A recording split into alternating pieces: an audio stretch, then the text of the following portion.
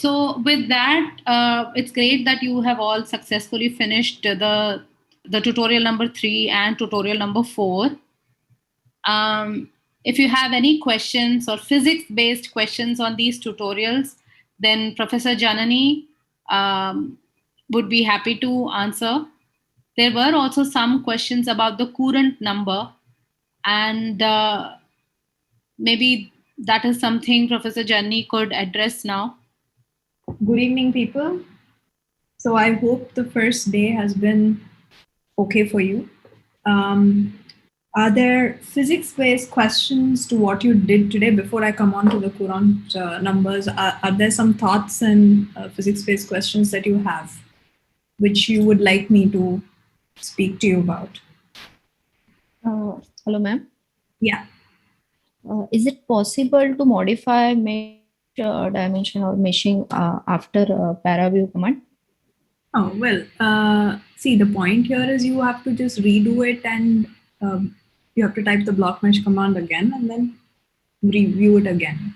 No, instead of doing in means in programming, is it possible to do in that particular software? Oh, no, that's not possible. Divyesh, I'm correct, right? Because it's going to read the block mesh and Parafoam just reads your block mesh and then goes back. Okay. What you're asking for is it an interactive GUI based on the number of cells you change in Parafoam? But it's not a per se interactive meshing software.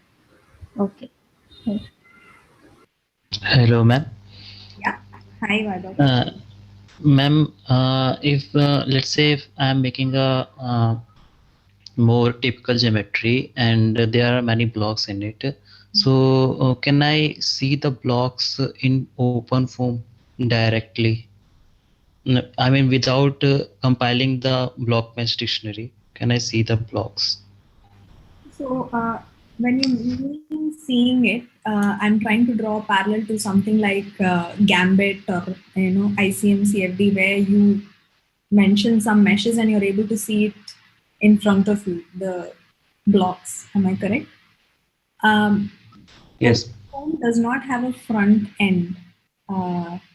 So for you to, so when you're mentioning things in block mesh, you can't visualize anything parallelly until you run block mesh and then open Parafoam.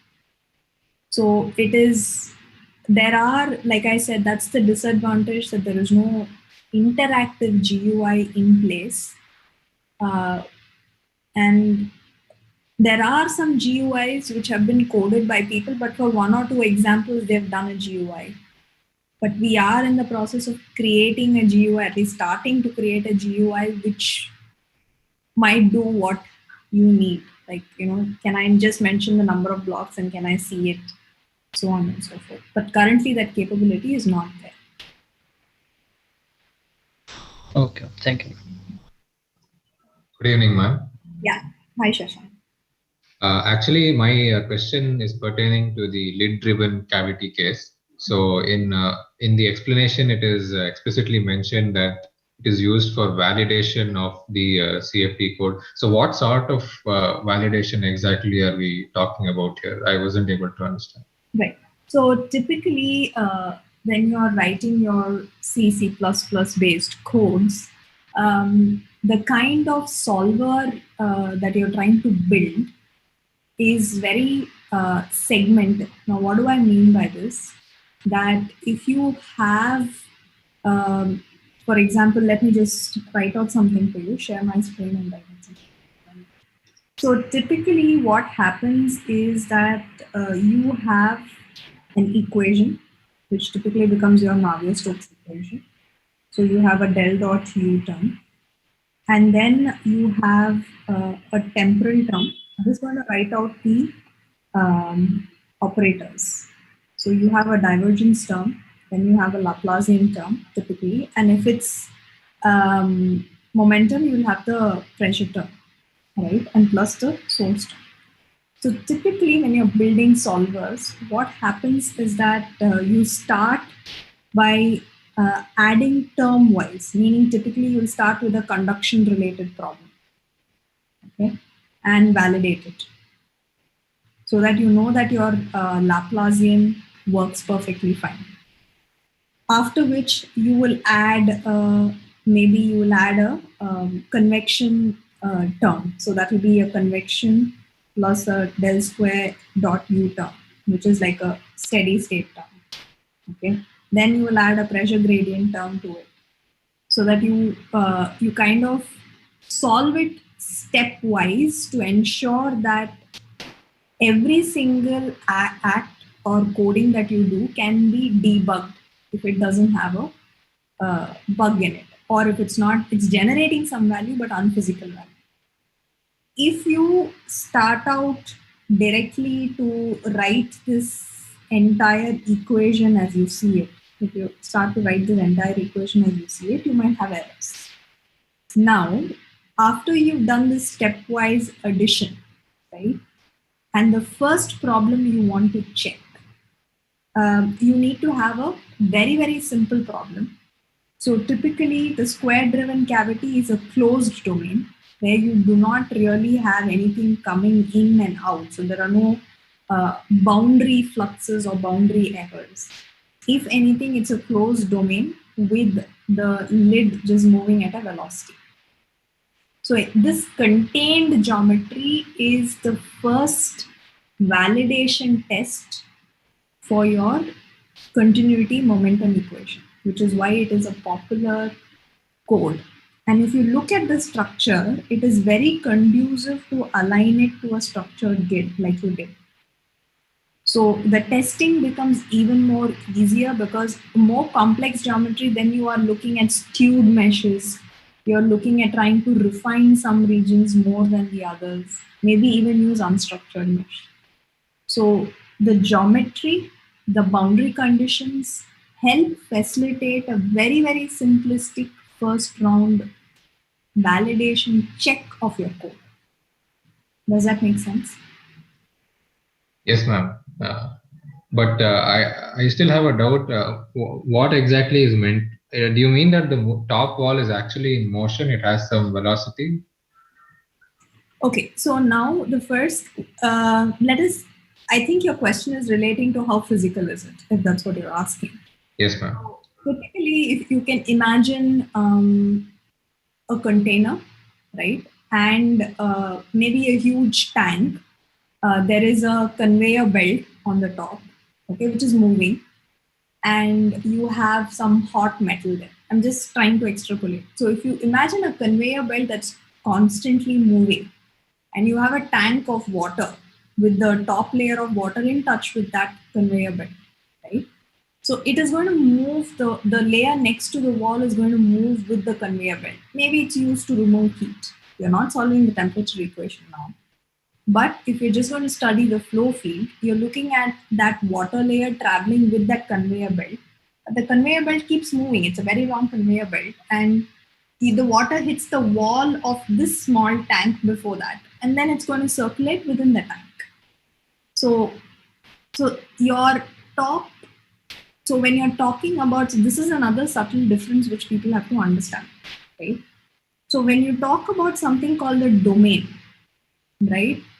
Right now, what I described was a conveyor belt. You can think of this like a belt, and a smaller tank suspended under it, right?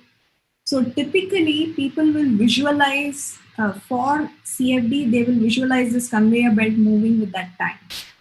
But when in CFD, when you talk about domain, you have to attune yourself to only the fluid domain. So typically, what I mean is I'm only interested in this fluid edges, what is there.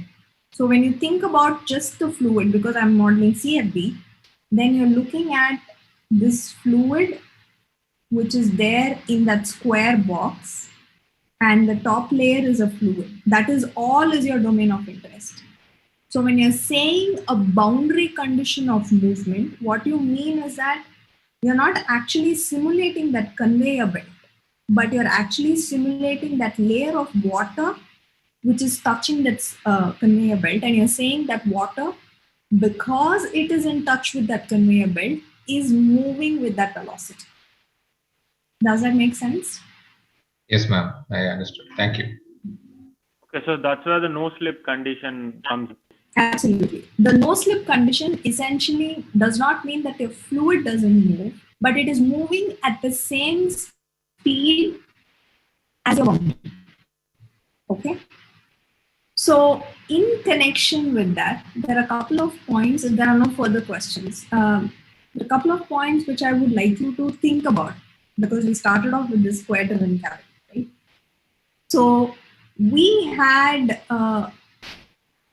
let me just ask you a question. So you have a square driven cavity, and this conveyor belt or whatever it is moving. So 2D version of it, let me draw.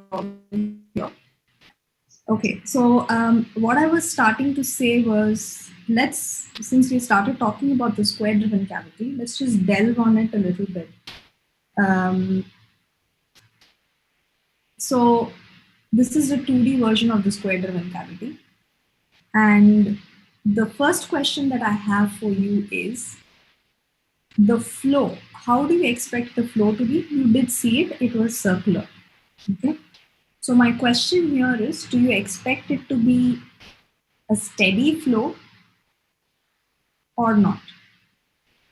So the query is, do you think it to be a steady flow?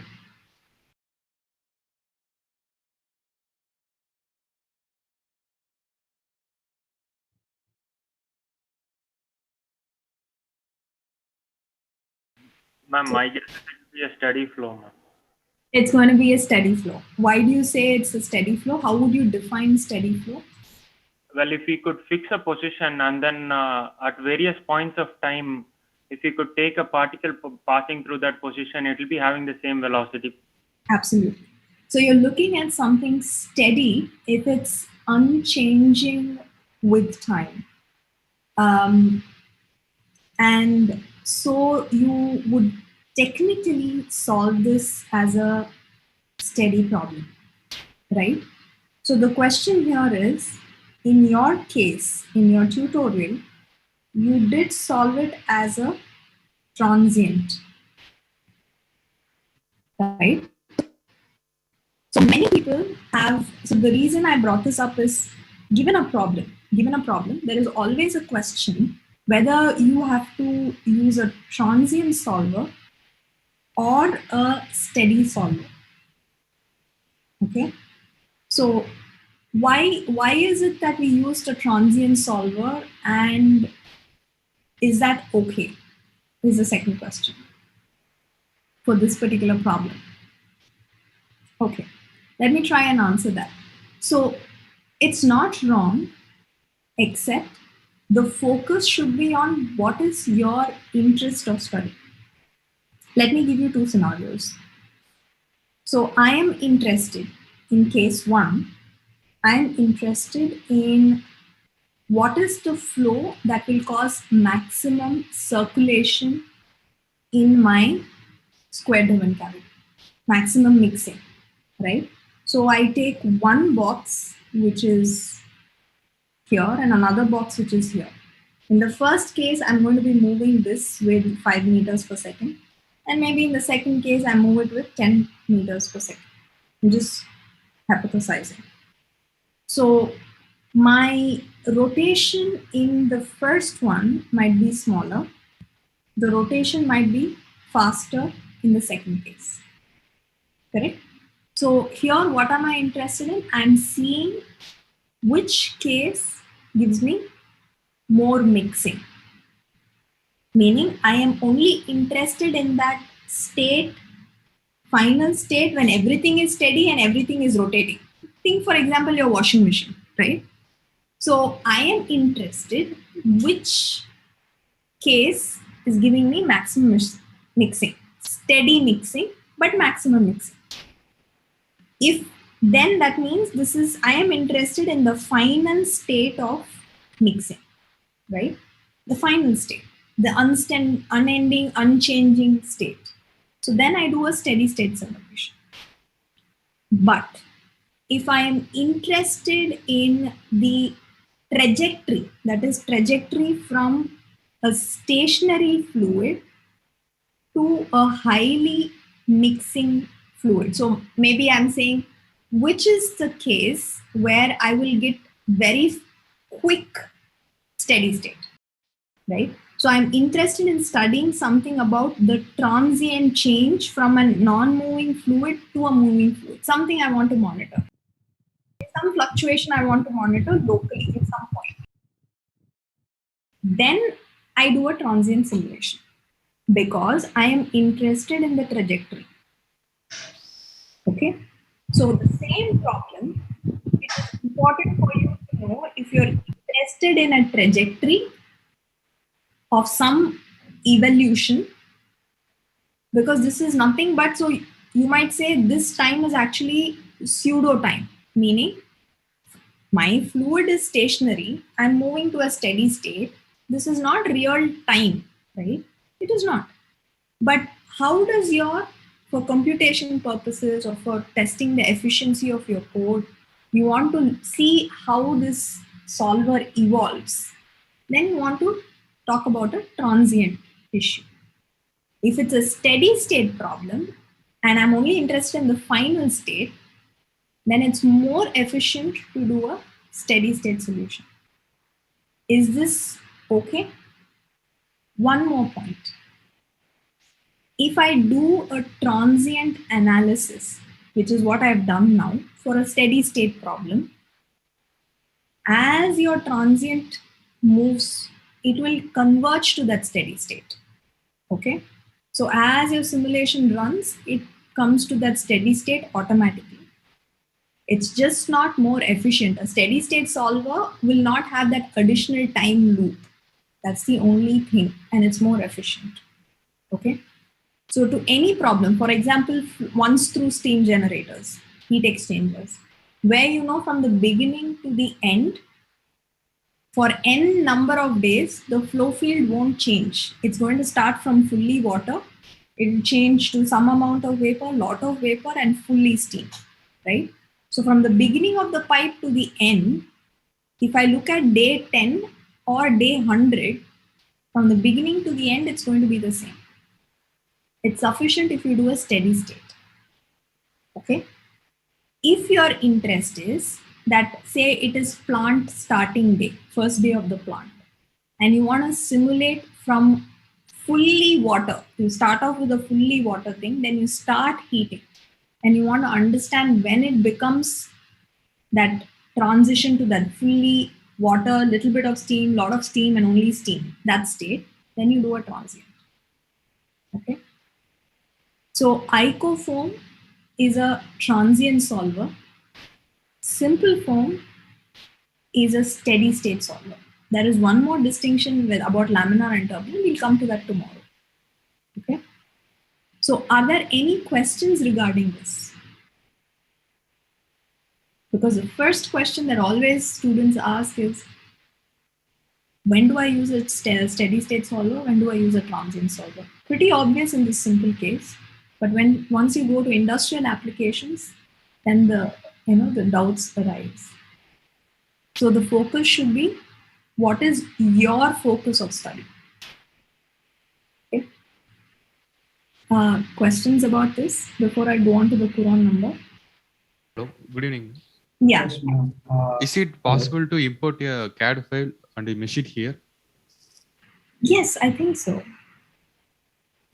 Which format it will support, ma'am? STL, IGS, anything? I think it will support STL for sure. IGS as well. Divyesh, do you happen to know if it supports IGS? Yeah, it only supports the STL format, file format. There are some utilities. I think later this talk we'll discuss about meshing in detail. Okay, thank you, sir. Thank you. I think somebody else also had a question. Ma'am, Yeah, go ahead, Dhruv. ma'am, is there any benefit of using a text editor over a GUI? Mm-hmm. So, first of all, I think it, well, this is from a very purist point of view. I think a text editor forces one to be more organized and thoughtful. In the sense of if you use a GUI, the typical problem is you end up over meshing some regions. You end up, because there is the capability of doing that. Whereas if you're using a text editor, you typically have students come up with the most optimized form of setup, because they have actually done a pen and paper work before they go on to the, putting it into the text editor. So I would say for beginners, if faculty are here and if they're listening, I've seen maximum fundamentals, strong fundamentals being built if you use the text editor based thing first. Yeah. Okay, thank you. Hello. Yeah. Ma'am, steady state, simple form is a steady state solver. So can I change it to transient? Yes. So the thing is that you can change one solver to the other. We won't deal with it here, but it's possible to edit your solver. That goes into editing the solver right now. For example, you can. So for example, Icofoam is I think it's transient and laminar, whereas simple form is turbulent.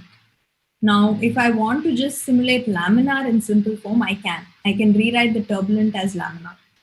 Okay. Now, for your, so to answer one more layer of your question, typically what is advised, and this is very important for OpenFOAM. Let me write this and that probably will help. We'll come back to my equation. So your question typically implies that I have to add this term, which is the transient term. Am I sharing my screen? Yeah, I think I am. So my important thing is I would like to add this term to a solver which doesn't. It is very much possible to do this in OpenFOAM. But if you are a beginner and an early user, there are certain things that go into this. It's not just an additional term, but you will end up having to write your time loop and place your U equation and P equation within that time loop.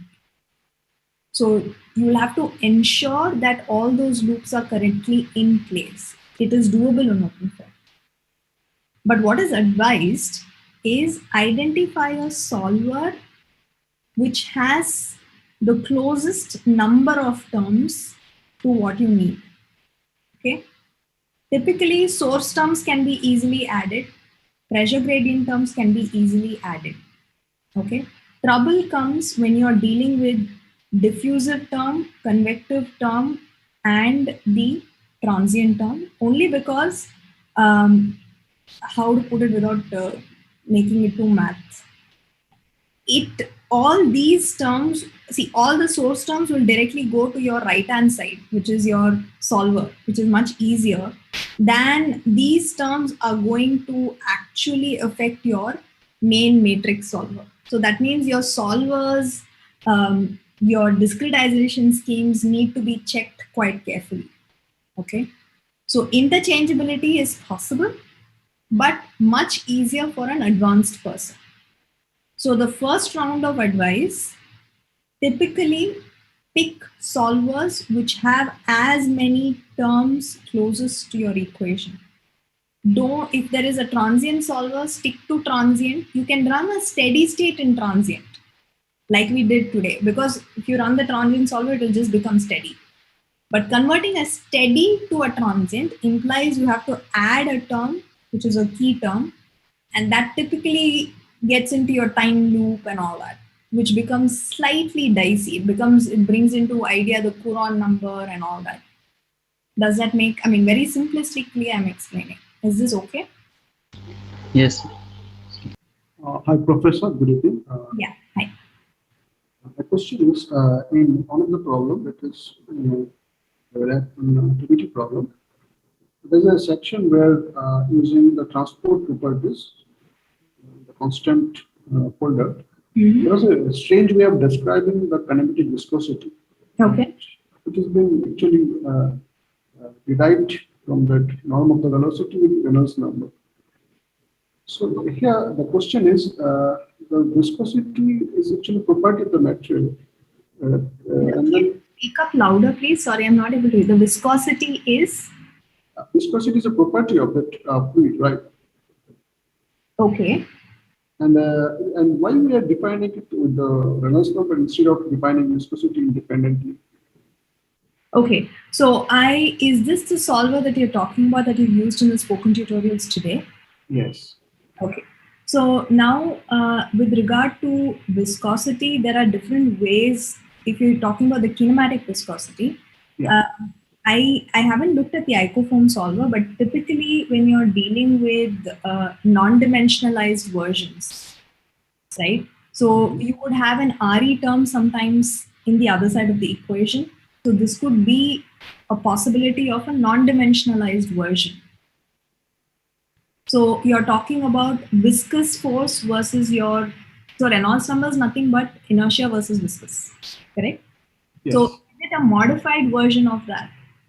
Is a question. I haven't looked through the icofoam solver, the latest version, so I will not be able to. I'll have to look at it and maybe I'll come to you tomorrow morning and explain that.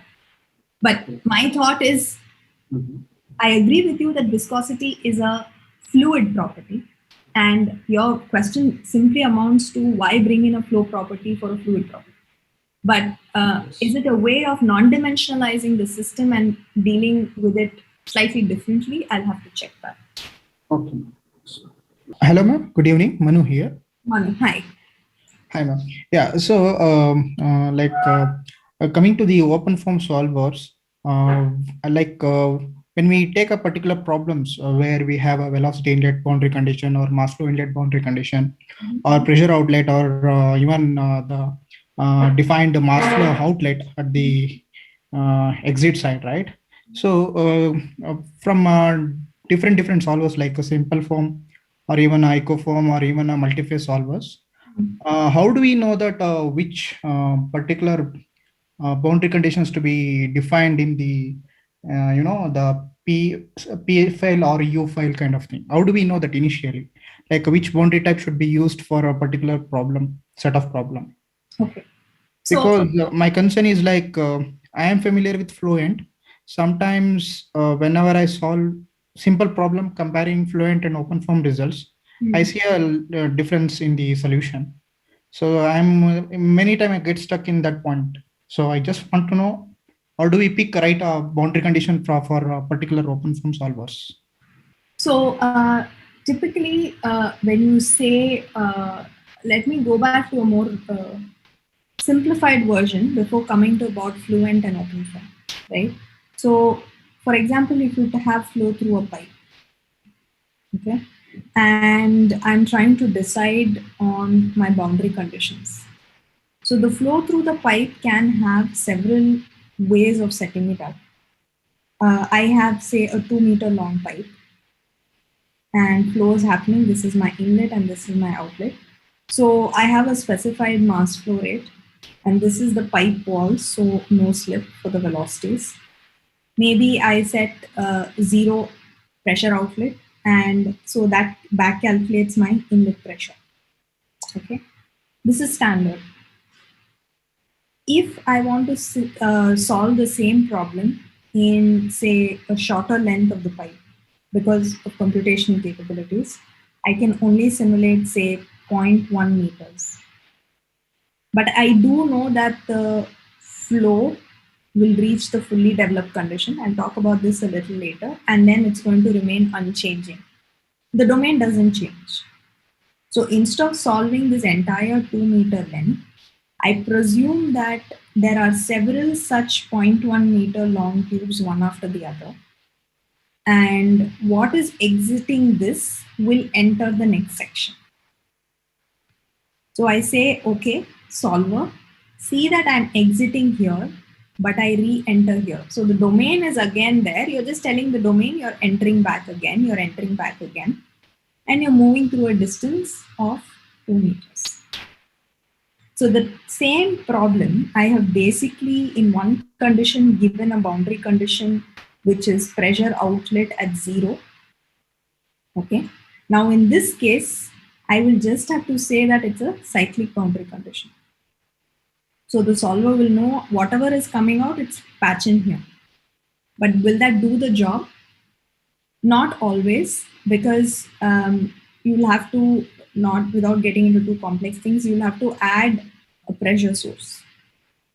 Why do you have to add a pressure source? Now, if you think about this, your velocity might not change, but for your 2 meter long pipe, there's going to be a pressure drop. Okay. So at no one length will the pressure be the same. Okay.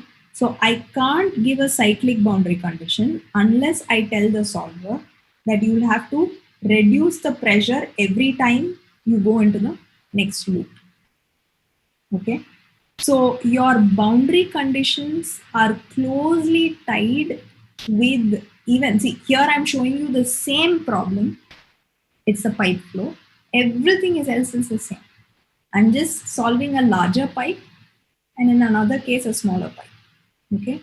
But by virtue of just the boundary conditions that I am choosing, one is the cyclic and the other, I have to actually add an additional term to the equation, which is the pressure term, subtracting the pressure by a certain value. Okay. So your boundary conditions are actually, for a CFD term, it is, do not think of it just as a long pipe. Okay. Because if you think of it as a long pipe, then for my cyclic case, you would end up giving 0 Pascal at the outside and some pressure at the inlet. Think of it as what does your solver see as the domain? That is most important. So in one case, my solver is seeing a pressure inlet and an outlet, but in the other case, my solver is just saying, okay, hey, I'm cyclic. But then you'll have to be like, if the solver is seeing cyclic, you'll have to tell it that it is traveling through a very long tube. How do I do that? Okay. So now coming back to your question about boundary conditions, how do I choose it? So it depends on your boundary length. Are you simulating the phenomenon to its fullest extent, or are you shortening the domain to something? Are you making assumptions of the domain? I've made an assumption of the domain. I've made it shorter. So does that mean I am capturing all of the events within that assumption? Your boundary conditions will change, your equations will change. Okay. So this comes only with experience. Okay. Standard no slip boundary conditions, pressure inlet, pressure outlet, those are standard. But if you have to think about optimizing your code, right? For example, if you have a circular tube and you have a lot of heat exchangers, so there's an internal tube and then there is an external tube where flow is happening, right? And there are 4 tubes inside. It's not efficient for you to simulate this entire thing. Typically what they'll do is they will do a symmetry wedge simulation where you capture one tube. Okay, and then you'll just flip it around. So that means these become symmetry boundary conditions. But you'll have to take care that accurate amount of meshes are there to be able to. So for example, this has to be minimum, I think 5 degrees. If you go lesser than that, then your mesh doesn't adapt to the assumption that you made. What is your assumption? You're saying this is a wedge. Everything else is symmetric. But your mesh has to be able to accommodate that velocity change that's happening near the boundaries. So it is a complex interplay between your boundaries, your amount of change that is happening. So when you say there are some problems when I simulate in Fluent and I simulate in OpenFOAM, doesn't give me the same results, it might not be as simple as just a boundary condition problem. It could be as much as what solvers you've chosen, because some second order solver can give you more accurate result. And typically maybe Fluent operates by default on a second order solver. So it's able to take the mesh sizes that you have and still give you good data. But OpenFOAM, you'll have to go in physically and change the default solver to be second order, which you might have not done, right? So it cannot be that just that the boundary conditions don't match. Your mesh, your solvers, your discretization schemes, if everything match and still there is a difference, then there is a question. But then I don't think that will be the case. Does that answer your question? Yeah, okay, ma'am. Yeah, I got it. But considering the similar problem with similar mesh content and with similar boundary conditions, even though there is a slight variation with respect to like a order, schemes and solving methods, the solution should be, it should not be differing too much, right? Sometimes I see even the pressure, like that delta P between a simple system will be like about some 20 to 30% difference. So I was trying like, I mean, I used to take a different outlet boundary conditions like a pressure inlet, velocity inlet kind of thing I used to try, but I get stuck. Like I used to repeat the iterations considering different boundary conditions. So is there any way that we can get kind of information what kind of boundary condition is suitable for this kind of problem? Because looking into different forums and finding solution is a time consuming process. That is the only thing that can be done. One interesting trivia though I'd like to give you. For example, we were solving this flow through a pipe, and you would presume that we should get zero velocity at the wall, right? And a large number of our kids said, no, we are having, for the same case and data file which Divyesh shared, some of them were getting velocity at the wall, same mesh, same boundary conditions, everything. And then we realized that the paraform installation, Divyesh, correct me if I'm wrong, it was the paraform installation variation which caused that in some cases there was actually the paraform was interpolating thing, if you understand what I mean. Right. If your cell has a cell, what does a code do? It gives you the cell center values. Sometimes a GUI, what it does is to show you a profile, it interpolates to other regions. So sometimes it's a paraform inbuilt error or some paraform that they installed, which on its own had an interpolation, which was giving a finite velocity at the wall. So it could be that problem as well. What is your GUI interpolating and displaying? So that is also, so you can also check your paraform installation, because some of our kids had to go back and reinstall some installation package. There was some error. It was not fully installed properly. That might also be giving you the error. Yeah. Okay, ma'am. Yeah, I will do that. Thank you. Thanks a lot. Are there further questions? So there are a couple of questions in the chat window. Yeah, I was conscious I'm rambling on it. Yeah. Yes. One of them asked if they can solve airflow problems in OpenFOAM. Another person asked if they can use OpenFOAM to model bioreactors, in wastewater treatment plants. Yes, for both. Yes, for both. Yes. So the bioreactors, you're typically looking at chemical reactions. We briefly are showing you one hands-on on a very, very simple reaction, just to give you a, some push-up along the chemical line. So bioreactors typically, normal fluidized bed reactors we do, OpenFOAM does it. Bioreactors, you'll probably have to model a few more equations to take care of it. I think that should not be a problem. Yeah. Airflow, yes, obviously you can model airflow. So yes, so in short, the answer is yes. So if there are no more questions for Professor Janani, and also I would like to point out that some of our friends who are still struggling with installation will probably go through the tutorials that you have all gone through tonight.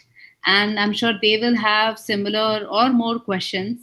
And to accommodate that, and also we would actually request you all to go through the assignment and the problems, the practice problems that comes along with the tutorials at your own pace at night. And if you have questions or further questions, then we have an optional session tomorrow morning at 9:30 a.m. And we will all be there to answer questions that you would have, and any physics related queries. I'm sure Professor Janani again will be thrilled to answer those as well. But if there are no Okay, so there are still more questions coming in, Professor Janani. So someone asks, is Courant number and CFL number the same? Also, if they can use OpenFOAM for simulating electrochemical packed bed reactor, where there is both flow and the body forces an electric charge. Yeah, you can. You can. So, and is Courant number and CFL number the same? There is. Okay. All right. So more such questions can be taken up tomorrow morning as well. Like I said, 9:30, the optional session. Thank you.